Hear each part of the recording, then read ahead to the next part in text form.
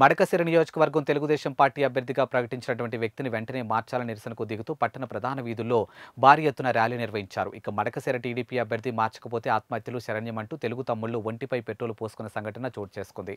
Madakasira TDP అభ్యర్థిని మార్చాలంటూ పట్టణంలోని ఎన్టీఆర్ విగ్రహం వద్ద నుంచి వేలాది మంది మహిళలు సైతం వినూత్న నిరసన తెలియజేస్తూ ఉరితాళ్లతో ఆత్మహత్యలే శరణమంటూ నిరసనలో పాల్గొన్నారు.